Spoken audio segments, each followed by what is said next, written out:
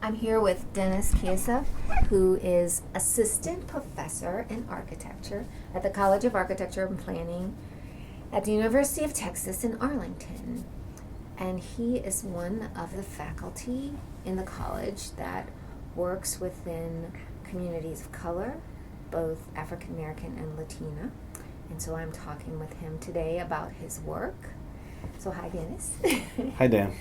I wanted to ask you, and I actually noticed the things that you read, and I have been in crits with you, where students were working in various communities, and I really love your insights. So I want to ask you about your work, why you work in communities of color, and I know that you mainly focus on Latino communities, but a lot of the communities I know that you're working in Fort Worth contain both or various populations, and how that influences your work. Yeah, so I think for me it's quite personal. So I came to school here at UTA, and I love design. I love beautiful things. I love designing, but I think that we don't have enough people representing diverse cultures in the school.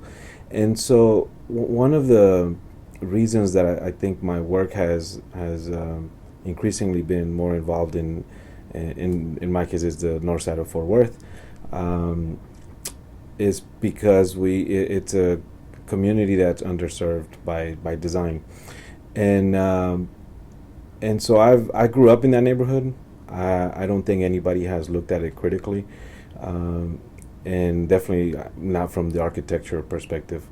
And so I think that being here at UTA, now that I've gone through school, I've worked for a little while, and I've been teaching now for a little while, I'm in a position of privilege to be able to look at essentially the community that I grew up in, and to try to bring a different perspective, and perhaps is one that has not been presented to the people from that community before.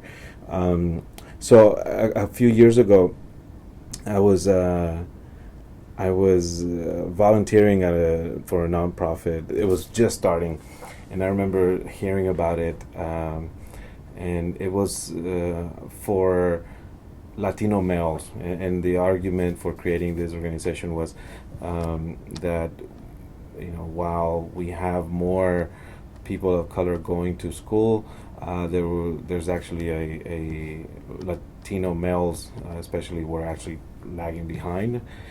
So really, we have more Latinos graduating, but it's a lot more Latino women. And so they were trying to do something about that, and trying to mentor younger students and so on. And so I went to this meeting, and I remember listening to these guys who they're all great, and some of them are friends of mine now, and sitting in this meeting and asking a couple of questions. And I remember they didn't know me, I don't know them, but I know that we grew up in Fort Worth, and so we've been around maybe similar circles. And I remember them approaching me and asking me about where I worked or where I was from, and when I said I think UTA, immediately one of them said, "Oh, are you a teaching assistant or some?" Yeah, I think it was teaching assistant. And then I thought, no, I actually teach over there. I'm one of the faculty members, and then being surprised. My take on that was that why would you assume that immediately? And I think it's because we don't have enough people, or at least they're not visible, that even our own culture doesn't see somebody like us in a position of authority like that. Yeah, I'm sure there have been stories of African American women on college campuses, and they were always asked if they were secretaries. Yeah. And or so, administrative assistant. So never are they a faculty right member. And then in the same meeting there was another person that again we started talking, and then I said something about teaching, and then he asked me right away immediately if I was teaching GED classes at TCC, I think it was, and I thought, well, I mean, there's nothing wrong with that, but to assume that it's and so I thought, okay, we have a serious problem here because we don't see ourselves in those positions, and and and so we needed to do something about that. And so I think that was, maybe 4 or 5 years ago. And so I thought, well, maybe my focus needs to be more on communities like this, because I think I can. And so I started to do more work in Fort Worth. So I've been putting more design problems for my students that are in that neighborhood, and to bring them out to meet with the community, and to have some of the community members come to our studio to meet with us, so that we can meet each other, and then the students can have an opportunity to engage with people that they normally wouldn't talk to, right? And I think it's been great. It's worked out wonderfully for the last couple of years, and increasingly when I go back, there are more people that are asking us what we're doing, so they're getting to know us. And so in the north side, it's interesting because it has pockets of African American neighborhoods within the north side, and a lot of the issues that the African American community has had to deal with are the same ones that the Hispanic community has had to deal with. I was just recently in Alabama looking at the National Memorial for Peace and Justice, and it's also known as the Lynching Memorial. And there were a lot of lynchings here in Texas of Mexicans and Mexican Americans as well, for the same reasons as they happen in the African American community. So the histories are very similar, and a lot of times the same. And so for me, it's an issue of social justice.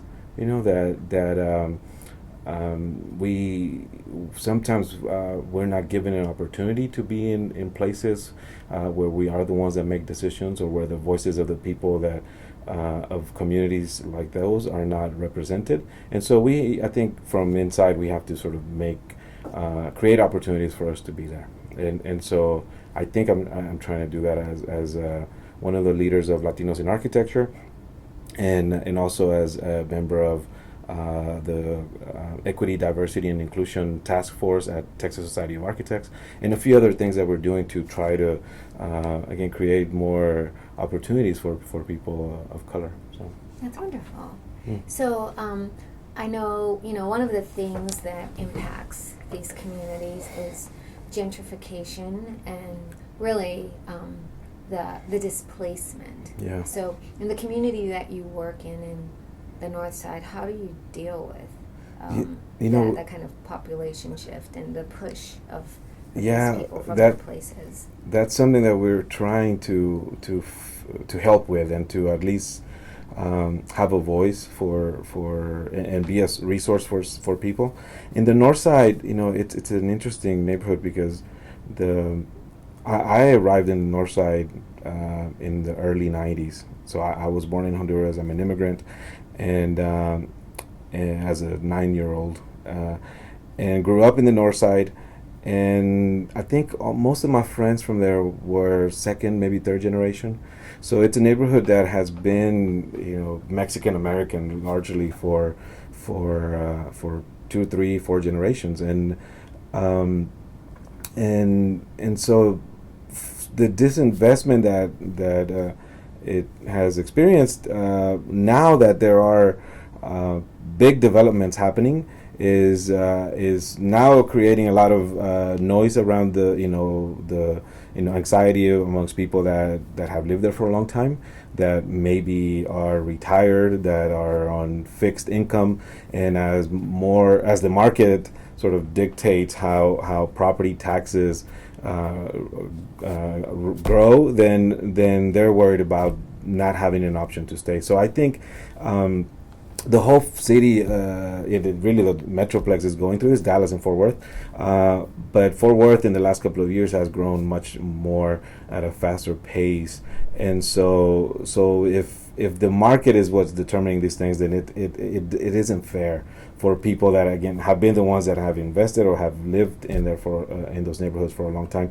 And if Fort Worth is growing at a pace of 50, 55 persons per day, and so how do you house all these people? And some of the things that in the architecture and the design community we've been preaching for a long time is to live closer to the core of the cities and to live more sustainably, and those are all great. But I think as those things happen, we also have to have policies in place that allow the people that want to stay where they live, where they have lived for a long time, to be able to do that. And if it's left up to the market alone, that's not going to happen. And so recently, I was watching a film and of Brian Stevenson, who is the lawyer that led this the Equal Justice Initiative in Alabama, who created the Memorial for Peace and Justice. And one of the things that he said, which I thought was great, was that let me see if I remember correctly, the opposite of poverty is not wealth. The opposite of poverty is justice.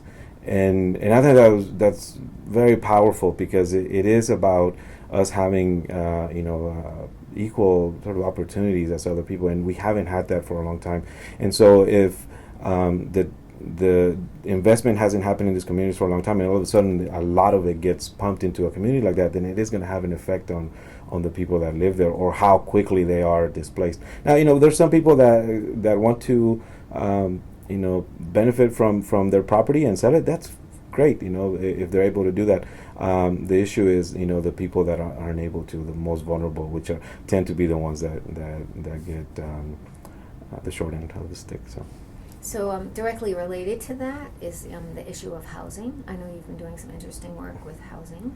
So would you like to talk about that?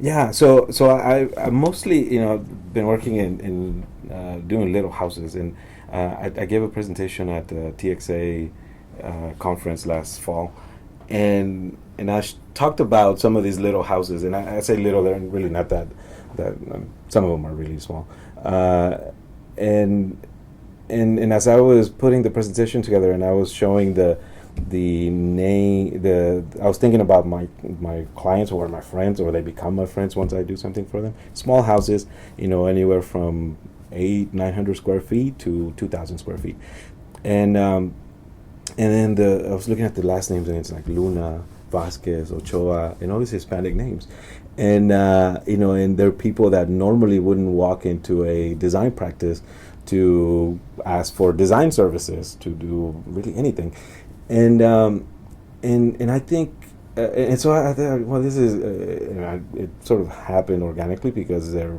people that I know, or people that know somebody that I know, and the homes are all, for the most part, pretty affordable. They're some of them are self-built, where the contractors, and they seem to be very happy with what they have, and they're smaller. And one thing that we've been working on is, how do we bring that into the city, and to create either prototypes or places that people can afford, that are also have some design value, right? That create places that enrich the lives of the people that live there, because so much of design is for the very wealthy, right? And so my work, some of these houses were outside the city, some are inside, and those get more expensive just because of the market.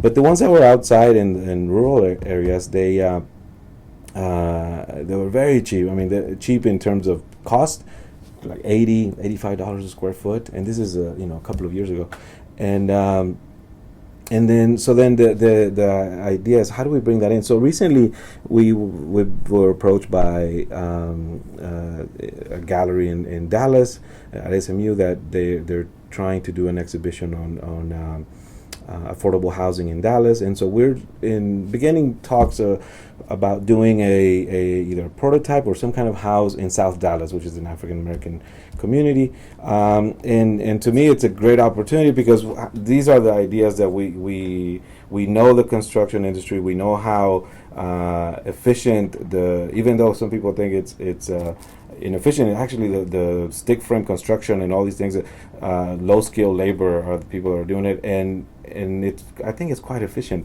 Now the economy makes it expensive because everyone is busy, but we're trying to find ways to bring that into the city. And for me, it's Fort Worth and Dallas, and so we're looking forward to seeing how this can be a model for other people to develop sustainably and at a scale that is appropriate to some of these older neighborhoods. So for me, the neighborhood like the North Side or even some of the neighborhoods in Dallas, as they're getting gentrified, they start, developers will buy properties and then they'll start planting big, humongous houses or multiple houses on lots that sometimes destroy the scale of the neighborhood. And so we're looking from the architecture and the maybe urban design aspect side. We're looking at how do you design appropriately scaled houses for these neighborhoods, which I as a designer, I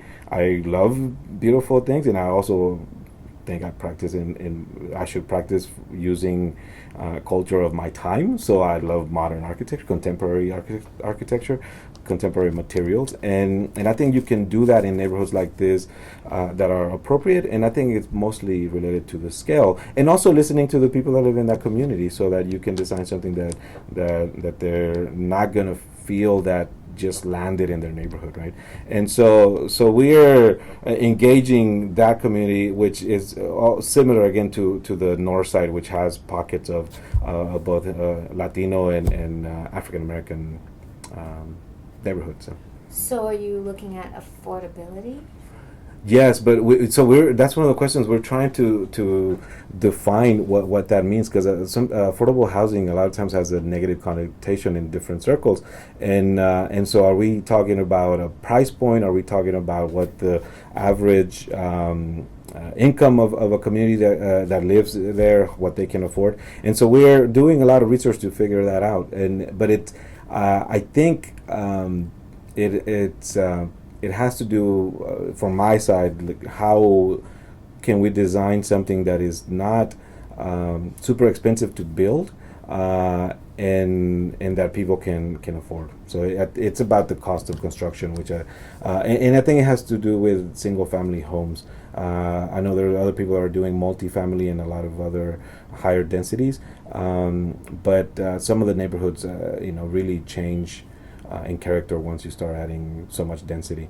We one of the things that we've looked at is and the worry that we have about gentrification, and if people aren't paying attention, is there was a little Mexico in Dallas, which we know a lot of people don't even know where that was, and it's basically uptown Dallas, which is now very hip and very cool. People go there and spend time there, but the history of the people in the neighborhood that were there is erased. So very quickly, if people aren't paying attention, things can change. Yeah, I was having a conversation with Kate Holliday, and I was asking her, like, it's Dallas. I'm new here. I've been here, I guess, like 3 years now, but that Dallas, or the Metroplex, Dallas, Fort Worth, and Arlington are very different than cities I'm used to, like Baltimore, New Orleans, Chicago, where when you come, you actually know where the black community is. It's very self-identified. It's very, and here it's hard to find them. And she was saying that a lot of them have been like erased, totally shifted with no memory of place. Yeah, and that's memory and landscape. You're a landscape architect, and I think landscape is about memory. And in Fort Worth, we've been thinking a lot about this notion in regards to the KKK building, which I know you're familiar with from a presentation that some landscape students had. And it's within the North Side and part of the area that we were researching, and what do you do with a building that was built for the KKK, right? And so how can you own that or take it and then make it something that can be powerful in a positive way, right?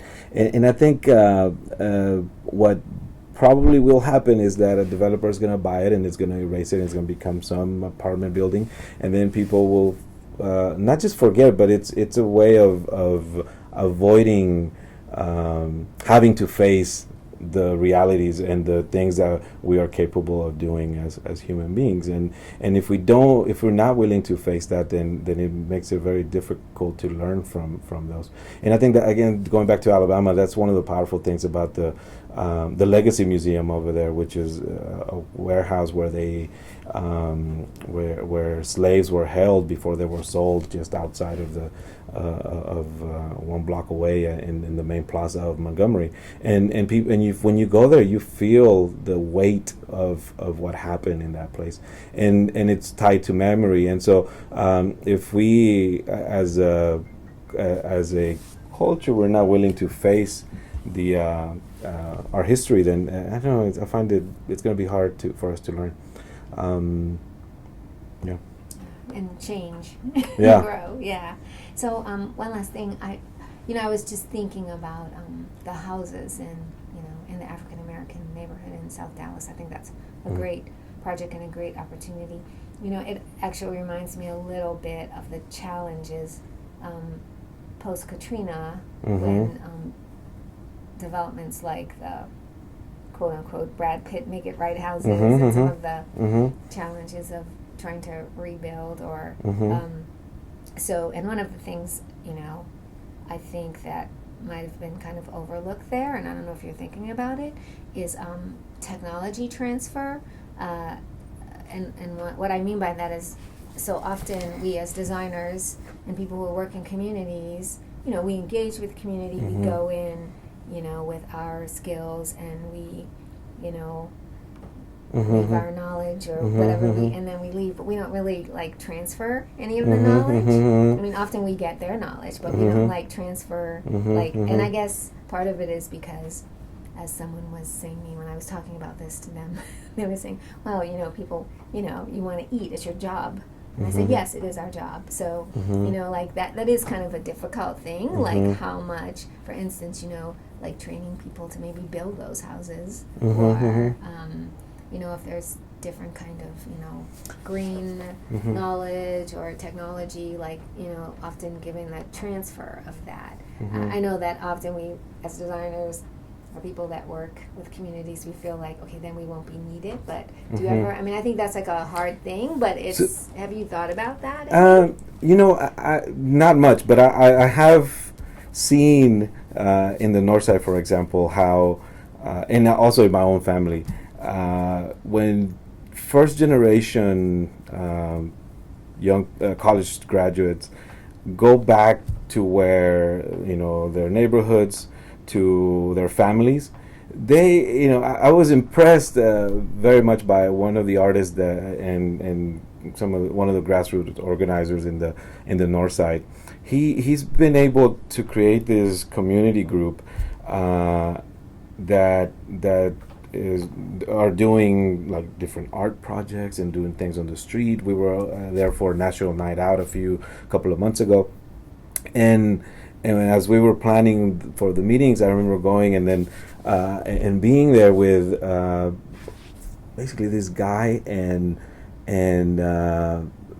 15, 20 people, women between 30 and 60 years old, so the age of my parents or even my grandmother, and they're all listening to this guy that's probably a few years younger than me talk about these urban ideas, and we could do this, and they're all, oh yes, that sounds great, in Spanish, and talking to them in their language.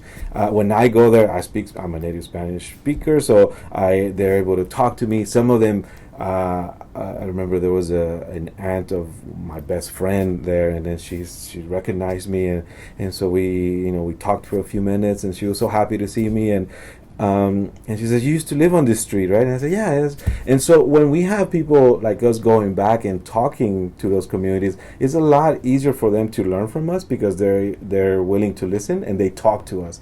And so I think, the Latinos in architecture movement and some of these other movements are really about bringing more people into our design community.